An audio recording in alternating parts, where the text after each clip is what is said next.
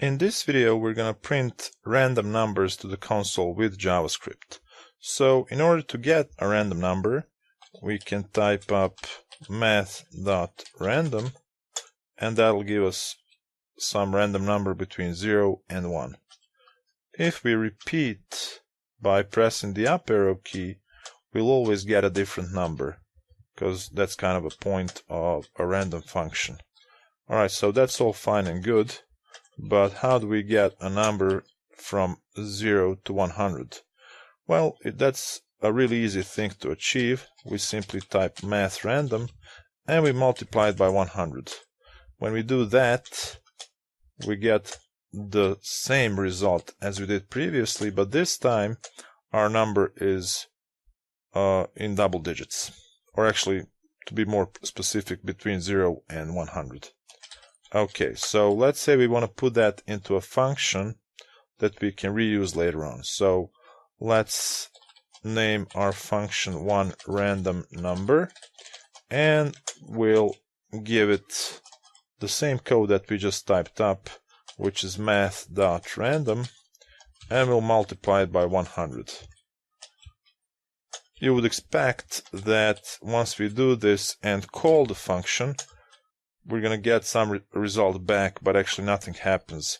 And there's two ways to solve this. The first way is to actually return the multiplication of the result, the value of math.random by 100. And now that we've defined this, we can call the oneRandomNumber and we'll get the correct result. Another way to do this is to actually log out this value to the console. So let's say console.log result. Alright, and we're gonna actually specify the result that we want by saying const result equals whatever we need right here.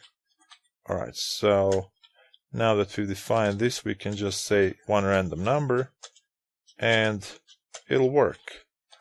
Alright, so next thing we need to do is loop through the randomly generated number 10 times, and we're going to do that with a for loop. So for I is less than 0, I equals 0, actually I equals 0, I is less than 10, I plus plus, and inside of here we're going to call the oneRandomNumber function, and this is going to give us the result that we wanted.